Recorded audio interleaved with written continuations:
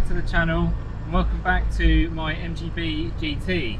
So the date is Thursday the 3rd of June, which is significant because it's only a few days before my first car show of the year, which is the Bicester Heritage Scramble this Sunday the 6th of June. So I'm in the MG, just giving it a run really. I've driven to work today and this is my lunch break, so I'm just giving it a bit of a test drive because there are a few things that need to be sorted out before I go to Bicester Heritage on Sunday. So when I collected this car from my parents the other day, everything seemed fine, the tyres looked pumped up, so I started driving, but one of my tyres deflated and it was slightly alarming because I had to stop and I was a bit stranded in the middle of the countryside.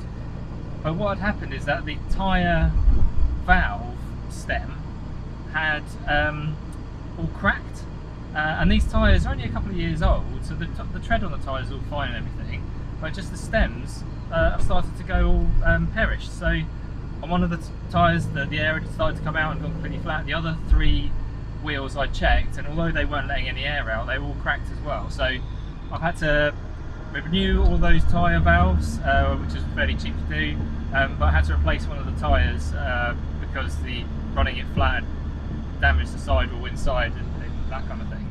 So that was number one, and that's kind of already sorted, which is good.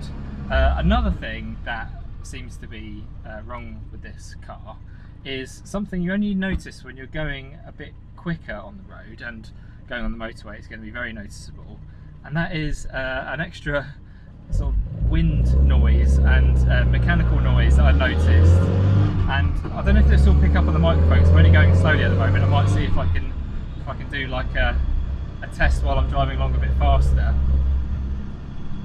But essentially what it is in front of the gear stick, or the gear gaiter rather, there is a big split, and as you're going along it kind of sounds like there's air escaping or something blowing, and it gets a bit fumey in here, and I thought, oh no, my exhaust has started blowing again, but it's not. It's because there's this split and it's letting all of the road noise and the fumes and things from the engine bay come into the cabin. So when I put my hand over it, it quietens down, but when let's see if we get on this, we take it off, it was very noticeable. I'll see if I could do like a sort of before and after, just filming that noise, see if you can notice any difference.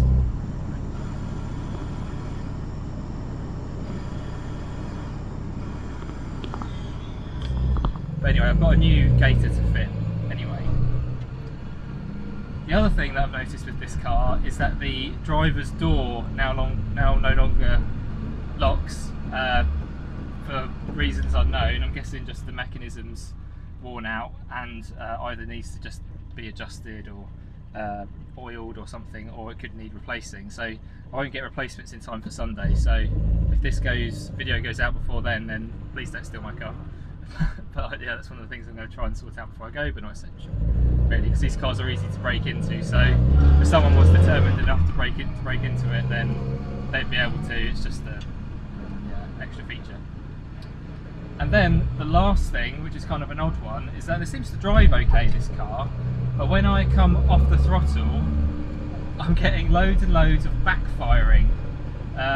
So I think my timing might be out. I recently changed my spark plugs. I was doing some servicing on this car not too long ago, which is a video I'm still yet to finish, but changing the spark plugs has now meant that I get a load of back popping. So I'm a bit sort of like someone in a Focus or a Fiesta who's had a remap, and I'm exploding when I'm decelerating, which is something I'm going to try and dial out using my 123 ignition system. So if you haven't seen that before, essentially what it is a distributor that's got electronic ignition inside, and you can program the advance curve and to some extent the timing of the car manually. So rather than having to adjust the distributor and that kind of thing and change the centrifugal weights and things, it's all just done electronically via an app which is on my tablet in the car, and you're using Bluetooth to sort that out. So I might need to just adjust that slightly perhaps, because even though it's fine driving along, when you're going through towns, going down a hill, it's a bit embarrassing, all this backfiring going on.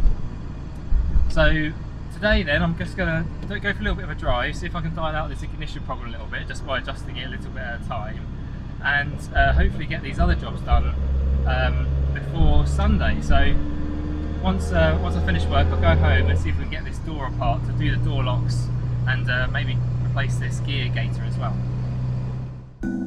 So, classic procrastination on that Thursday meant I didn't actually start work on the car until Saturday evening, i.e. the night before the event.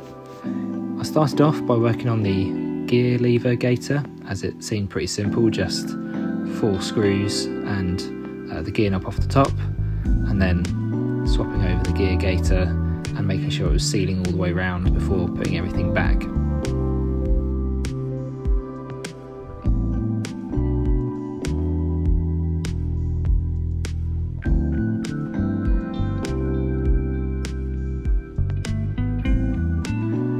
A test wiggle and it's looking as good as new.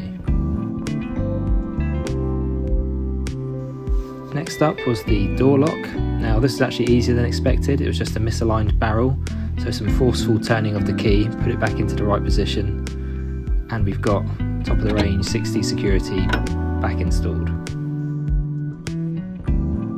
Finally was all that backfiring. By adding a bit of advance to my ignition curve, I was able to dial most of it out, but I was conscious that I could be straying into pre-ignition territory, so I only put a little bit on. Hopefully it will just get me there and back, and there's something I can revisit at a later date. Okay, so that's those little bits finished off. There's still plenty to do with this car, as you would have noticed from previous videos and things, but at least that means the trip to Bicester tomorrow should be a little bit more bearable. So really looking forward to tomorrow if we make it, because the weather has improved somewhat and you can see I'm in shorts now, so really hope we can get there. And the next video will be the show itself, so hopefully some good stuff to see, and yeah, look forward to bringing it to you. So thanks very much for watching and see you again very soon. Cheers, bye bye.